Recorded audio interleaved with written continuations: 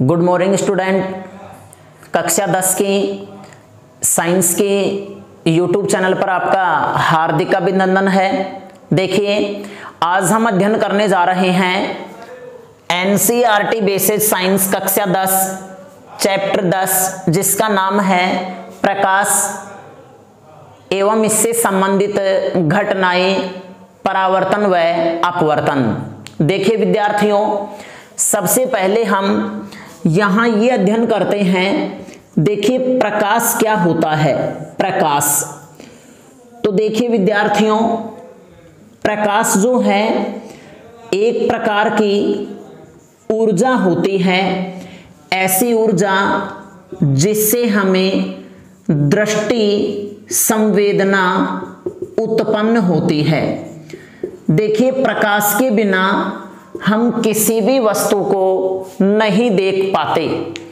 For example, जब हम अंधेरे कमरे में जाते हैं तो अंधेरे में हम किसी भी प्रकार की कोई भी वस्तु नहीं देख पाते, क्योंकि उस कमरे में प्रकाश अनुपस्थित होता है। दिन के समय में हम वस्तुओं को देख पाते हैं, तो इसका जो अहम भूमिका है, प्रकाश की ही भूमिका होती है इसमें। जैसे जिस वस्तु को हम देख पाते हैं, जब प्रकाश स्रोत से आने वाली प्रकाश की किरणें उस वस्तु के ऊपर इंसिडेंट होती है, आपतित होती है, तो वह वस्तु उन प्रकाश की किरणों को परावर्तित कर देती है।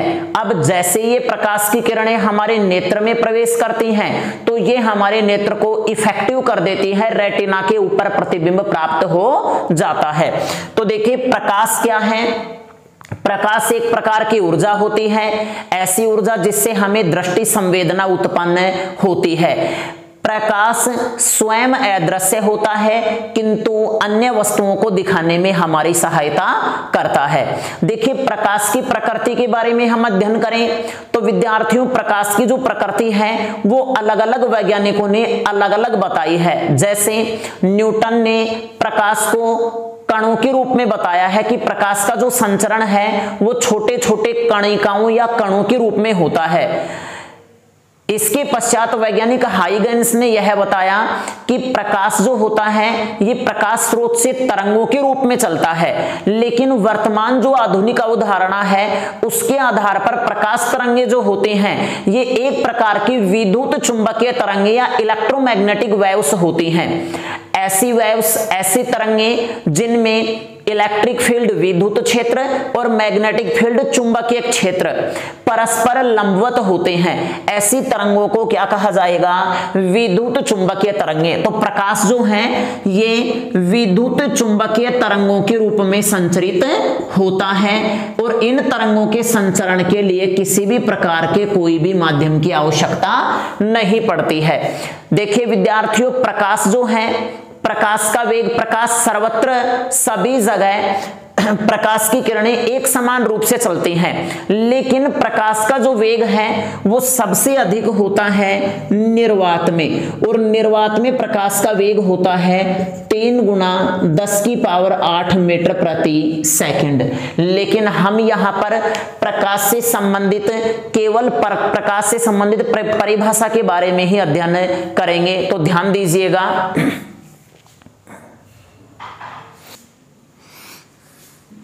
तो देखिए प्रकाश एक प्रकार की ऊर्जा होती है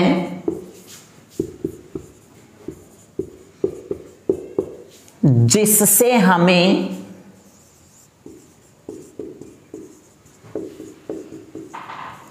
दृष्टि संवेदना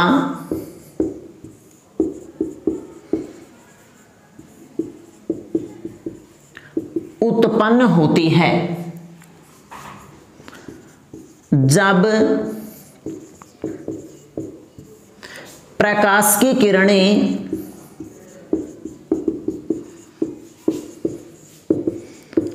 किसी वस्तु पर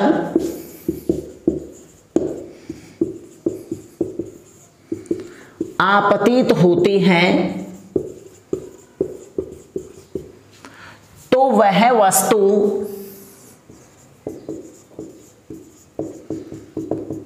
उन किरणों को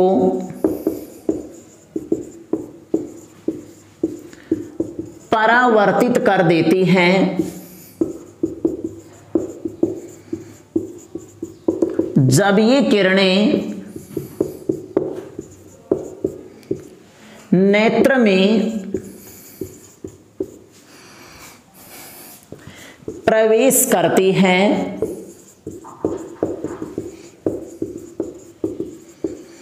तो वस्तु हमें दिखाई देती है। सामान्यतः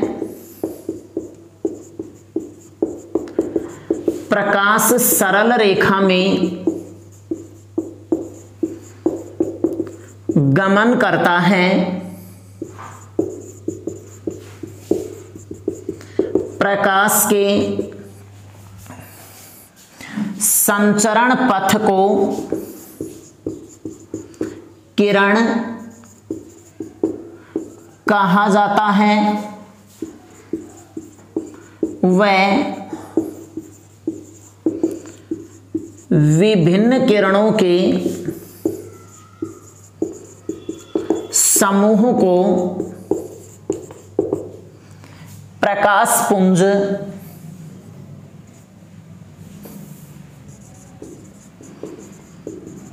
कहा जाता है।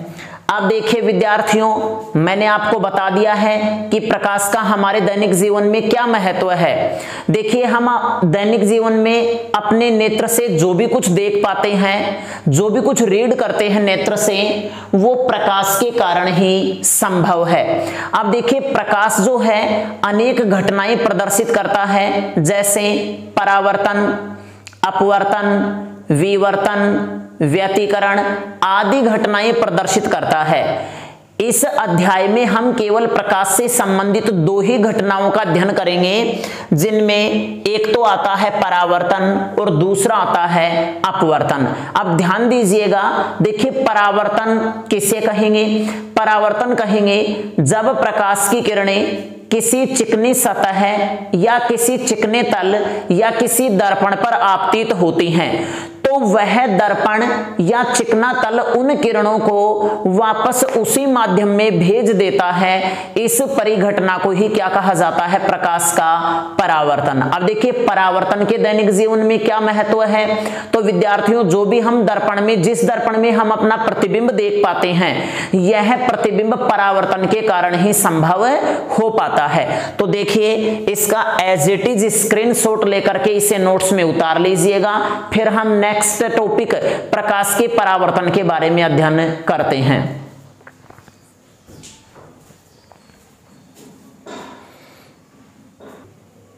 तो देखिए, परावर्तन किसे कहेंगे?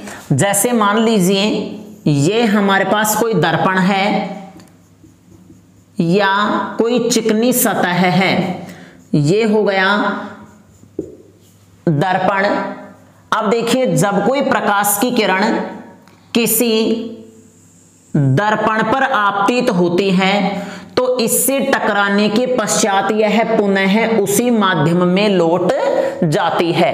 इस परिघटना को ही क्या कहा जाएगा? प्रकाश का परावर्तन या रिफ्लेक्शन ऑफ लाइट कहा जाएगा। अब देखिए विद्यार्थियों, ये जो दर्पण है या जिस पृष्ठ से प्रकाश की किरण का परावर्तन होता है, उस पृष्ठ को कहा जाएगा परावर्तक पृष्ठ। क्या कहा जाएगा? परावर्तक पृष्ठ। और इस पृष्ठ के ऊपर जो प्रकाश की किरण आके गिरती है, इस किरण को कहा जाएगा आपतित किरण या इंसिडेंट रे। और देखिए, यहां से टकराकर जो प्रकाश की किरण वापस उसी माध्यम में लौटती हैं, उसे हम कहेंगे परावर्तित किरण या रिफ्लेक्टेड रे। और इन दोनों के मध्य बिंदु से और इस परावर्तक पृष्ठ के लंबवत जो तल गुजरता है, उस तल को कहा जाएगा अभिलंब। अब देखिए विद्यार्थियों, इंसिडेंट रे और नॉर्मल के बीच जो एंगल प्राप्त होता है उसे हम कहेंगे इंसिडेंस एंगल या आपतन कोण। और अभिलंब और परावर्तित किरण के बीच जो कोण प्राप्त होता है उसे कहा जाएगा परावर्तन कोण। तो देखिए इसके डेफिनेशन मैं यहां पे लिख देता हूं। जब कोई प्रकाश किसी चिकनी सतह या दर्पण से टकराकर वापस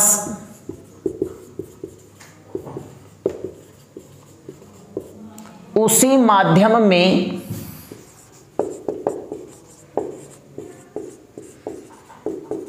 लौट जाए तो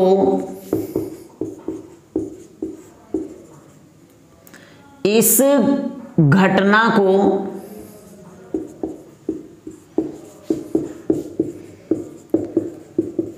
परावर्तन कहा जाता है। अब देखिए, अब आते हैं परावर्तन से संबंधित कुछ नियम। तो देखिए यहां लिखते हैं परावर्तन के नियम। तो देखिए विद्यार्थियों, परावर्तन के नियम निम्न हैं। इसमें पहला जो नियम है वो ध्यान देना, आपतित किरण, परावर्तित किरण और अभिलंब, इन तीनों का संबंध एक ही बिंदु या एक ही तल से होता है। तो देखिए पहला नियम होगा आपका आपतित किरण,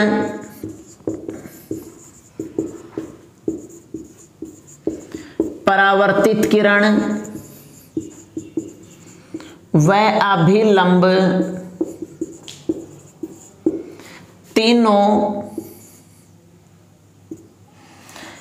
एक ही तल में स्थित होते हैं। और दूसरा नियम है आपतन कोण आई, परावर्तन कोण आर के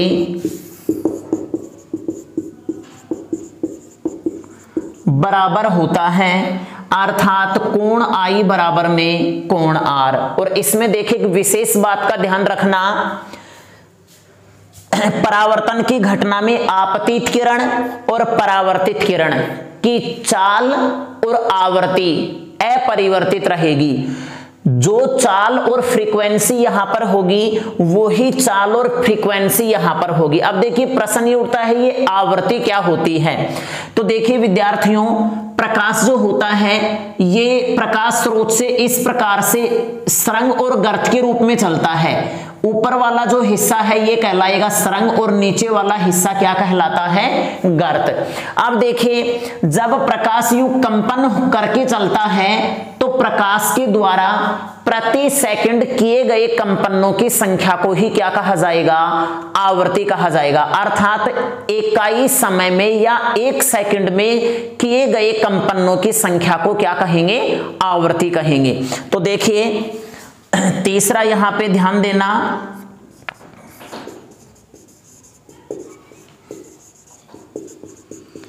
परावर्तित किरण की चाल एवं आवृत्ति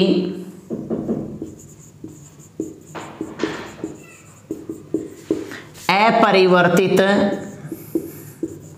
रहती है। तो देखिए विद्यार्थियों, ये यहां पर प्रकाश का परावर्तन और परावर्तन से संबंधित जो नियम है ये हो गए हैं। इसमें थोड़ा यहां ध्यान देना, चित्र का जो वर्णन है, ये जो PQ है ये तो आपतित किरण कहलाएगी और QR जो है ये परावर्तित किरण कहलाएगी। तो देखिए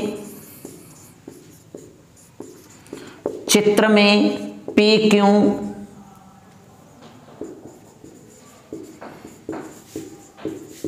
आपतित किरण QR, परावर्तित किरण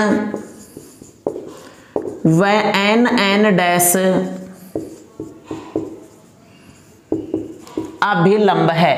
अब देखें, जब कोण I इजकल टू कोण R है तो विद्यार्थियों ये जो पूरा एंगल है ये आपका 90 डिग्री है, जबकि ये कोण I है तो ये शेष जो कोण बचेगा ये बचेगा 90 माइनस I। उसी प्रकार से देखिए ये भी 90 डिग्री है, ये कोण जब R है तो ये कितना बचेगा 90 माइनस R। जब ये दोनों आपस में बराबर हैं तो ये दोनों भी आपस में इक्वल होंगे। तो देखिए इसका स्क्रीनशॉट लेकर के एज इट इज उतारिएगा। तो देखिए इसमें एक नोट रह गया है, ध्यान देना।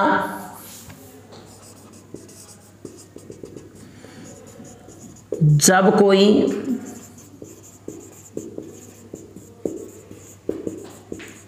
प्रकाश की किरण किसी दर्पण पर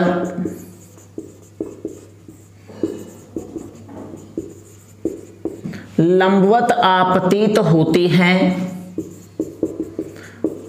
तो वह पुनः उसी पथ पर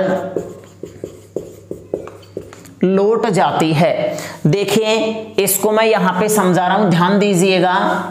जैसे ये हमारे पास कोई दर्पण है और जब कोई प्रकाश की किरण इस दर्पण के ऊपर लंबवत आपतित होती है तो यहां से टकरा करके वह वापस उसी पथ के ऊपर लौट जाती है। अब देखो इस स्थिति में आपतित किरण भी यही है, परावर्तित किरण भी यही है और अभिलंब का काम भी यही करेगी।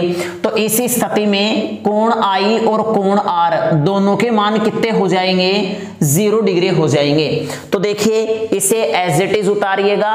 बाकी जो नेक्स्ट टॉपिक है उनका अध्ययन हम अगले वीडियो में करेंगे, तो बने रहिए मेरे साथ लगातार और इस चैनल को लाइक, सब्सक्राइब और शेयर करना न भूलें। धन्यवाद।